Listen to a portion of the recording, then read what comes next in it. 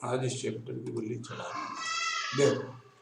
तो अब फिर से शुरू करो। क्या? Economic activity. इकोनॉमिक ऑब्जेक्टिव क्या है बिजनेस का? वो 3 तरह का बिजनेस का ऑब्जेक्टिव है, इकोनॉमिक, सोशल और ह्यूमन या इंडिविजुअल। तो इकोनॉमिक ऑब्जेक्टिव क्या है ये समझो।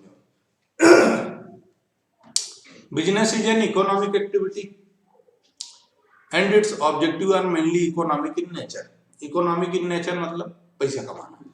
मेन ऑब्जेक्टिव क्या है? प्रॉफिट अर्निंग, सर्वाइवल और ग्रोथ। वेरी इंपॉर्टेंट है, ध्यान रखना। बिजनेस का इकोनॉमिक ऑब्जेक्टिव क्या है? प्रॉफिट अर्निंग, सर्वाइवल और growth. What do you mean by survival? Survival का मतलब यह है कि बाजार में बने रहना। सर्वाइवल का क्या मतलब है? बाजार में बने रहना, प्रॉफिट अर्निंग करना। ठीक है। और प्रॉफिट अर्निंग मतलब पैसा कमाना, सीधी सी बात है। आप अब गुड्स और सर्विसेज का वो एक्सचेंज करो में पैसा कमाओ।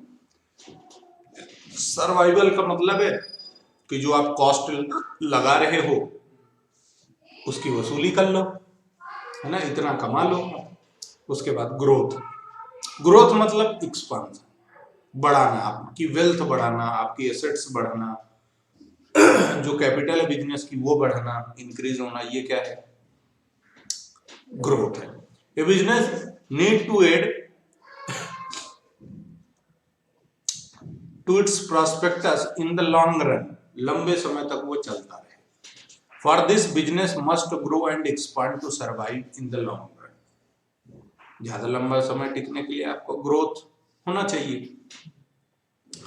How well it is able to exploit its potential opportunities. जो अपॉर्चुनिटी आ रही है, जैसे देखो सॉफ्टवेयर इंडस्ट्री ने क्या किया बेटा, तुमने कभी सोचा था कि तुम घर बैठ के पढ़ाई कर लोगे स्कूल की? नहीं सोचा था, पर ये लॉकडाउन में हो गया। कैसे हो गया? कुछ सॉफ्टवेयर कंपनियों ने अपने ग्रोथ के हिसाब से जैसे ही मौका देखा, अपॉर्चुनिटी मिली कि अपन घर बैठे कैसे लोगों को एक दूसरे से दिखा सकते हैं, है ना, तो वो क्या हो जाएगा? जूम, गूगल मीट, और कौन सा था? गूगल मीट, जूम, इसके अलावा माइक्रोसॉफ्ट टीम। तो ये सारी चीजें जो हैं, इनका क्या था? ये अपॉर्चुनिटी देखी और अपॉर्चुनिटी को बनाने का काम कर लिया। Growth is measured in terms of sales volume. Growth कैसे मेजर होती है? सेल्स वॉल्यूम, यानी आपकी सेल कितने से बढ़ गई। इंक्रीजिंग नंबर ऑफ एम्प्लॉइज, आपके एम्प्लॉय बढ़ गए। आपका मार्केट साइज क्या है, यानी क्या क्या जगह आप प्लेस कैप्चर कर रहे हो, यानी कहां कहां तक आपके गुड्स का अवेलेबिलिटी है। और आपका नंबर ऑफ प्रोडक्ट, कितने तरह के प्रोडक्ट आप बनाते हो। ठीक है। अदर इकोनॉमिक एक्ट क्या है? Creation of customer. भाई कस्टमर बढ़ा हो। जैसे जियो वाले ने क्या बोला, हम सस्ता 4G फोन देंगे 5,000 रुपए में, है ना, सबसे सस्ता रहेगा, बहुत बढ़िया फीचर रहेंगे, टीवी भी सब चलेगा, न्यूज सब फ्री रहेगा, आपको ये DTH के कनेक्शन लेने की जरूरत नहीं, मोबाइल ले लो मेरा, सब मजे लूटो। अच्छा, फिर उसके बाद भी क्या बोला उसने कि यार 500 रुपए शुरू में जमा कर देना, फिर 500 रुपए जमा करते रहना हर महीने, जब तक 5,000 नहीं हो जाते, है ना, 10 महीने तक जमा करना, फोन तुम्हारा हो जाए। बताओ कस्टमर बढ़ेगा कि नहीं बढ़ेगा? बढ़ेगा। पहले उसने फ्री में सिम बांटी तो कस्टमर बढ़ा कि नहीं बढ़ा? दुकानदारी बढ़ गई है ना आइडिया वालों। उसके बाद इनोवेशन। इनोवेशन नए नए तरीके, जैसे नए नए फीचर्स आते हैं ना, जितने भी सॉफ्टवेयर होते हैं, जैसे व्हाट्सएप वगैरह, इन सब में नए नए फीचर आते रहते कि नहीं आते, है ना। बस ऐसे ही इनोवेशन, नए नए तरीके इजाद करना, नई नई टेक्निक जनरेट करना, है ना, ताकि वो कस्टमर के माइंड में बैठ जाए। कितनी यार दादा यार जीवन तो ऐसे ही। जैसे देखो पहले आदमी हाथ से कपड़े धोता था, फिर धीरे धीरे वॉशिंग मशीन आई, है ना, उसमें पानी डालो, सर्फ डालो और चलाओ उसको बार बार, तो ऐसे धुलते थे कपड़े। फिर धीरे से ऐसी आ गई कि यार पानी अपने आप ले लेती है, सर्फ ले लेती है ना, काम खत्म। फिर धीरे से ऐसी आ गई कि सुखा भी देती कपड़े, और आजकल तो ऐसी आती है कि प्रेस भी कर देती है ना, धोना पानी अपने आप, साबुन सर्फ सब खुद ही ले लेगी, धो लेगी, सुखा देगी और प्रेस करके बाहर घड़ी घड़ी सब कर देगी फोल्ड वोल्ड, है ना। हाँ सब आ गई टेक्निक, लाख रुपए की आती है मशीनें, हाँ फुल्ली ऑटोमेटिक सब हो जाता है। Innovation, optimum utilisation of resources. Optimum utilisation of resources मतलब आपका जो रिसोर्स है वो वेस्ट नहीं होना चाहिए, उसका पूरा पूरा इस्तेमाल होना चाहिए। जैसे गन्ने वाले को देखा जूस निकालते हुए, 8-10 बार पेड़ देता है वो, मतलब वो छिलका भी उसका माफी मांग लेता है कि रहने दे यार, अब तो मैं मेरी आंतड़ियों से भी मैंने जूस निकाल के दे दिया, आप माफ कर दे भाई। तो ऑप्टिमम रिसोर्सेस का मतलब यही है कि आपके रिसोर्सेस वेस्ट नहीं होना चाहिए और ज्यादा से ज्यादा आप उनका जूस निकालो। समझो, उसका मतलब ये है बेटा कि इफेक्टिव और इफिशिएंट मैनर में काम करना। इफेक्टिव और इफिशिएंट का मतलब होता है कि कम कीमत में, लेस कॉस्ट मैक्सिमम आउटपुट, और completing the task on time. समय पर आपने अपना काम कर लिया और कम कीमत लगाई, है ना, फालतू का पैसा खर्चा नहीं किया, तो वो क्या है, optimum utilisation. Done. Social objective. Social objective का क्या मतलब है कि social objective refers to the objective which are desired to be achieved for the benefit of the society.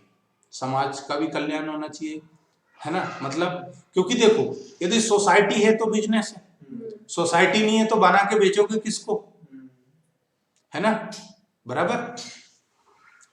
तो business makes use of scarce resources of the society. So society scarce resource क्या होता है, ये तुम लोगों को micro economics है कि मैक्रो इकोनॉमिक्स, कोई भी नहीं है ना।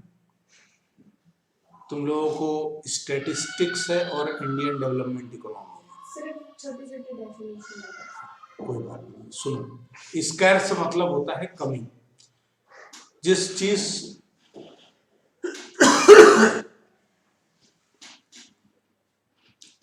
की डिमांड ज्यादा हो और अवेलेबिलिटी कम हो उसको बोला जाता है स्कैर्स, कमी। ठीक है, कैसे, जैसे पेट्रोल प्रोडक्ट है, कोल है, इनकी डिमांड बहुत ज्यादा है लेकिन अवेलेबिलिटी एक लिमिट तक है, तो ये स्कैर्स है, बराबर है। उसके बाद इन सारी की सारी चीजों का अल्टरनेटिव यूज होता है। क्या होता है, अल्टरनेटिव यूज। कैसे, समझे नहीं हो तो देखो बेटा, दूध है, मिल्क, तुम उससे क्या क्या कर लेते हो, दही जमा लेते हो, चक्का, पनीर, मलाई, रबड़ी सब कर लेते हो। यानी एक ही आइटम का अल्टरनेटिव यूज कितने, बहुत सारे। डिपेंड करता है कि आप उसका क्या यूज करना चाहते हो। पर दूध की तो एक लिमिट है ना, प्रोडक्शन एक लेवल तक ही होता है, डिमांड बहुत ज्यादा होती है, इसीलिए फिर दूध वालों को गंगा मैया का सहारा लेना पड़ता है। ठीक है, आगे बढ़े।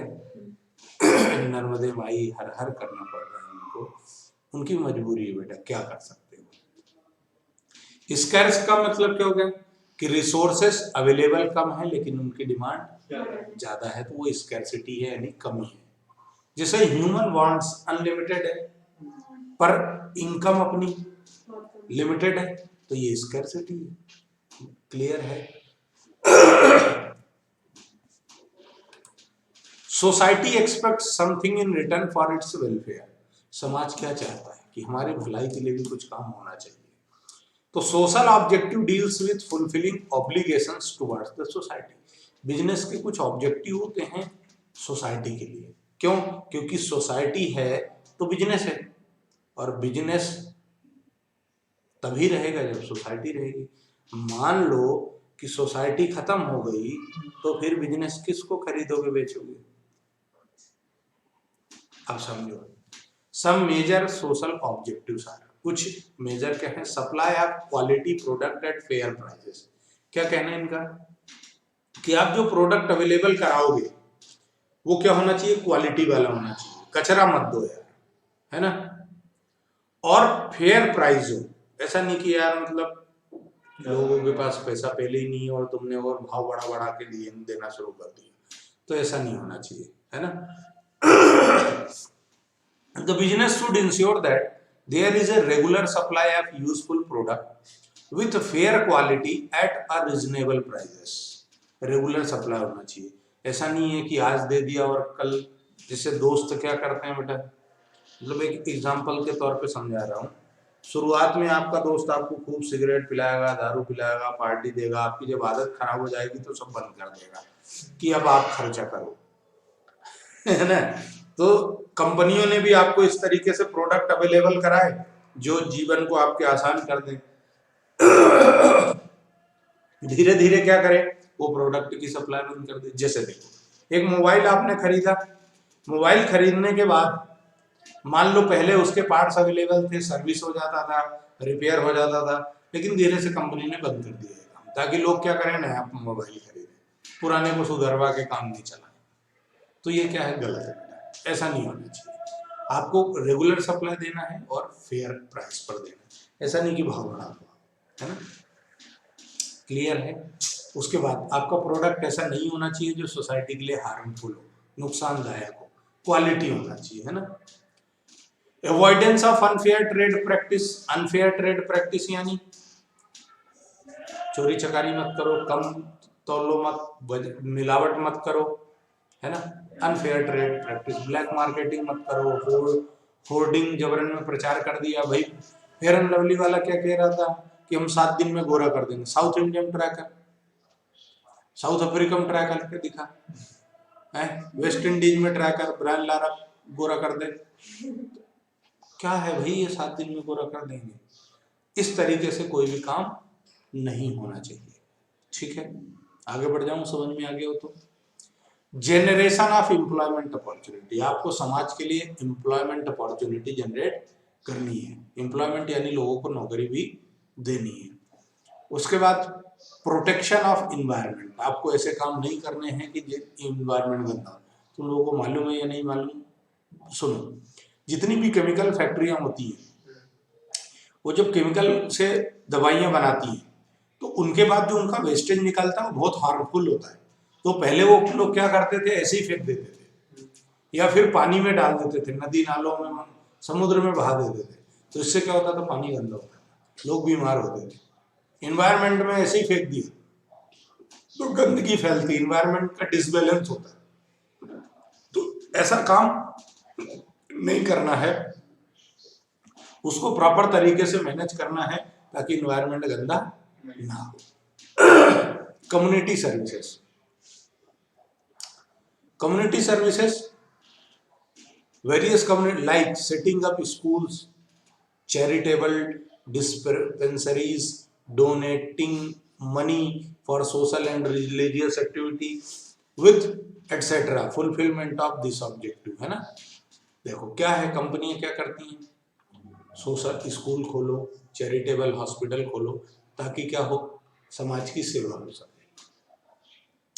आपका पब्लिक इमेज बनेगा, इससे रेपुटेशन बनेगा ना। जैसे टाटा हॉस्पिटल है ना, अच्छा इलाज होता है, सस्ता इलाज होता है, दिल्ली में है शायद, ये कहीं और है, टाटा चैरिटेबल मेमोरियल हॉस्पिटल है। ऐसे ही करके बहुत सारे हैं, स्कूल कॉलेज लोग खोल लेते हैं, है ना।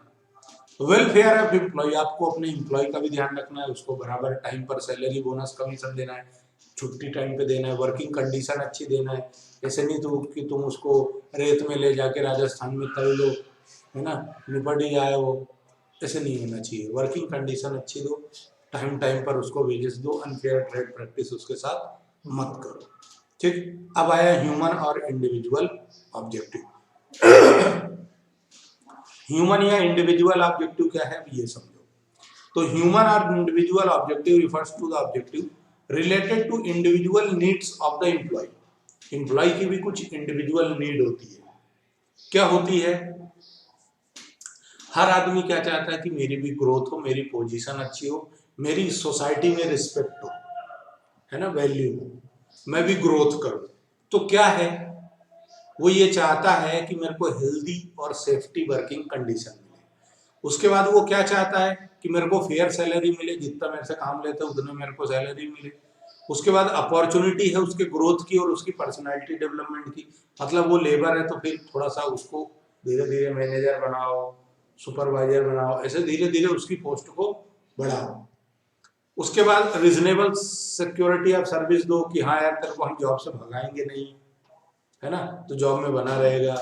उसके बाद various financial and non financial incentive दो उसको, है ना। फाइनेंशियल मतलब टाइम टाइम टू टाइम उसकी सैलरी बढ़ाओ, उसको लोन वोन चाहिए, उधारी चाहिए तो दो, है ना। उसके बाल बच्चों का पालन पोषण, इलाज के लिए पैसा दो, मेडिकल फैसिलिटी दो, स्कूल स्कूल खोल दो, वो बच्चे उसके पढ़ लें।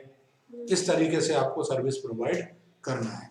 और उसका पार्टिसिपेशन दो। पार्टिसिपेशन यानी कोई डिसीजन मेकिंग करना है तो उससे भी थोड़ी बहुत आइडिया ले लो कि यार देख भाई तू भी बता दे कि क्या करना हमको चाहिए, क्योंकि ग्राउंड का आदमी तो तू ही है, बराबर। तो ऑब्जेक्टिव की बात करें हम तो क्या है,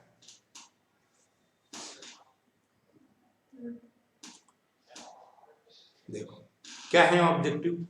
तो ऑर्गेनाइजेशनल ऑब्जेक्टिव क्या है, इसका स्क्रीनशॉट ले लेना बाद में जब तुम वीडियो देखो यूट्यूब पे। ऑर्गेनाइजेशनल ऑब्जेक्टिव क्या है, 3 है। Profit, survival, growth, PSG। Social objective क्या है, quality product, fair price, unfair trade practice को अवॉइड करना, एम्प्लॉयमेंट अपॉर्चुनिटी जनरेट करना, एनवायरनमेंट को प्रोटेक्ट करना, कम्युनिटी सर्विसेज देना, सोशल सर्विस है ना, स्कूल कॉलेज वाली, वेलफेयर ऑफ एम्प्लॉय करना।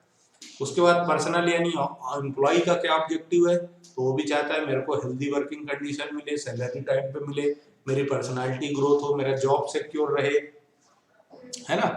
फाइनेंशियल नॉन फाइनेंशियल असिस्टेंस, सहायता मेरे को मिलती रहे। और पीर रिकॉग्निशन यानी मेरे भी आइडियोलॉजी को मैनेजमेंट, है ना, रिकॉग्नाइज करे। ठीक है, बराबर है क्या। और भी बहुत सारे होते हैं, जैसे क्या मल्टीपल ऑब्जेक्टिव क्या है, मार्केट स्टैंडिंग। मार्केट स्टैंडिंग यानी हर कंपनियां चाहती कि हम बाजार में बने रहें, है ना। उसके बाद इनोवेशन, नए नए प्रोडक्ट लाएं ताकि मार्केट हमको रिकॉग्नाइज करे। जैसे पहले क्या आता था, वो बड़ा डब्बे वाला टीवी आता था, फिर बड़े डब्बे वाले टीवी से क्या आया, एलसीडी, एलसीडी से एलईडी, एलईडी से अभी स्मार्ट टीवी, मोबाइल की जरूरत नहीं, सब टीवी पे ही होने लग गया, है ना, लाइक दैट। प्रोडक्टिविटी, प्रोडक्टिविटी यानी आपका जो प्रोडक्ट है वो ऐसा होना चाहिए कि कुछ वैल्यू एडिशन करे, है ना, जो उसको ले ले उसमें वैल्यू एडिशन करे। वैल्यू एडिशन कैसे, जैसे देखो आज की डेट में ऐसी भी गाड़ियां आती हैं कि तुम उनमें जहां जाना है मीटर सेट कर दो, एड्रेस डाल दो, आपको तुम्हारा गूगल मैप के थ्रू डायरेक्शन से ले जाके वहां छोड़ देगी। आजकल ऐसे भी गाड़ियां आना शुरू हो गई है धीरे धीरे कि जो पेट्रोल डीजल के अलावा सीएनजी से चलती हैं या इलेक्ट्रिसिटी से चलती हैं या सोलर चार्जिंग से चलती हैं। उसके बाद उनमें ब्लूटूथ और मोबाइल की कनेक्टिविटी आने लग गई है कि आप वहां सामने स्क्रीन में देख लो किसका फोन आ रहा है, तो आपको गाड़ी में रिस्क नहीं। इस तरीके के काम होना चाहिए। उसके बाद फिजिकल फाइनेंशियल रिसोर्स, फिर अर्निंग प्रॉफिट के बाद मैनेजर का परफॉर्मेंस और उसका डेवलपमेंट, है ना, वर्कर का परफॉर्मेंस, सोशल रिस्पॉन्सिबिलिटी, ये सारी चीजें कंपनियों को क्या करना है, फुलफिल करना है।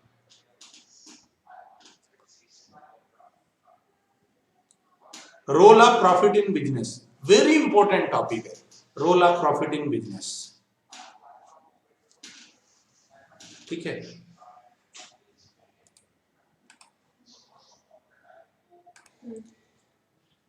तो क्या है role of profit in business.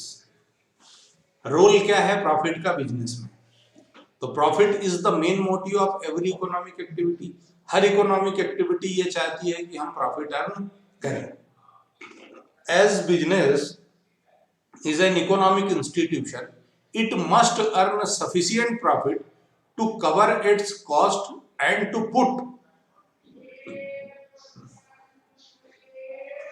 provide for growth। क्या करना है, सफिशियंट प्रॉफिट हो और ग्रोथ हो, हर कोई ये चाहता है। तो अब देखो रोल क्या है, पहला सर्वाइवल। यदि आप प्रॉफिट नहीं कमाओगे बिजनेस से, आपका प्रॉफिटेबल बिजनेस नहीं है, तो क्या ग्रोथ होगी, नहीं होगी, सीधी सी बात है। उसके बाद expansion and growth. Expansion and growth, आपका बिजनेस बढ़ेगा कैसे और ग्रो कैसे करेगा, वेल्थ कैसे जनरेट होगी यदि आप प्रॉफिट नहीं कमाओगे तो। पढ़ते हैं, the basic objective of any organisation to ensure that it continues to survive and exist in the future. Continue business करता रहे। Survival in long run is possible only when organisation is able to earn adequate profit. उसके बाद expansion and growth, every business enterprise want to expand its business. हर व्यक्ति ये चाहता है मेरा बिजनेस फैले, बड़ा हो। Expansion needs sufficient amount of capital. Profit act as a source finance to meet expansion requirement. भाई कमाओगे नहीं तो जेब से कब तक लगाओगे? अरे जब आप काम ही वही कर रहे हो, दिन रात बिजनेस खोल के बैठे हो, तो दाना पानी घर से थोड़ी लगा सकते हो, है कि बर्तन बाल्टे बेच के बिजनेस में लगा दिया है यार। खाओगे क्या? जिंदा कैसे रहोगे? है ना? जिंदा रहने के लिए सिर्फ मुलाकात जरूरी नहीं है बेटा, खाना पीना जरूरी है ना? तो देखो, उसके बाद मेजर ऑफ इफिशियंसी। कोई भी बिजनेस कितना इफिशियंट है ना, कितना वो प्रॉफिट कमा लेता है, ये डिपेंड करता है उसके प्रॉफिट अर्निंग पे। इफिशियंट है यानी कि वो टाइम पर काम कंप्लीट कर लेता है और कम कीमत में अच्छा प्रोडक्ट बना लेता है, तो वो इफिशियंट है। प्रॉफिट अर्निंग कर रहे हो मतलब इफिशियंट हो, नहीं कमा पा रहे हो मतलब इफिशियंट नहीं हो। रिवार्ड ऑफ रिस्क बियरिंग, जो प्रॉफिट होता है वो क्या है? जो आपने रिस्क ली है उस रिस्क का क्या है? रिवार्ड है। जो आपने रिस्क ली है उस रिस्क का इनाम है, वो क्या है इनाम? Profit. Better reputation and goodwill. आप यदि पैसा कमाओगे तो ग्रो करोगे, सरवाइव करोगे लॉन्ग रन तक, तो आपकी क्या होगी? गुडविल मार्केट में बनेगी कि नहीं यार बाबा, यार होना तो ऐसा होना, नहीं तो नहीं होना। ठीक। Profit maximisation should not be sole objective. लेकिन इसके बाद भी प्रॉफिट इतने रोल अदा करता है, उसके बाद भी बिजनेस का मेन ऑब्जेक्टिव ये नहीं होना चाहिए कि सिर्फ और सिर्फ पैसे कमाना है। क्यों? क्योंकि यदि वेरी इंपॉर्टेंट टॉपिक है, ध्यान रखना एग्जाम में, यदि प्रॉफिट मैक्सिमाइजेशन ही सोल ऑब्जेक्टिव हो जाएगा, मेन ऑब्जेक्टिव, तो इससे क्या होगा? फिर तुम जितने भी बिजनेस के कैरेक्टर हैं, बिजनेस के ऑब्जेक्टिव हैं, तुम उनको साइड में रख दोगे और सिर्फ पैसे कमाने पे ध्यान दोगे। और इसकी वजह से क्या होगा? आगे बढ़ो, करप्ट प्रैक्टिसेस, आप धोखाधड़ी शुरू करोगे, गलत प्रचार प्रसार करोगे, ब्लैक मार्केटिंग करोगे, एडल्टरेशन करोगे, है ना? क्यों? ताकि आपका सिर्फ आंख बंद कर लोगे आप और पैसा आंधे आंधे करोगे, बाकी सारे ऑब्जेक्टिव भूल जाओगे, जो गलत है, सोसाइटी के लिए भी हार्मफुल है और आपके बिजनेस लॉन्ग रन के लिए भी हार्मफुल है। आप ज्यादा दिनों तक किसी को पगला नहीं बना सकते।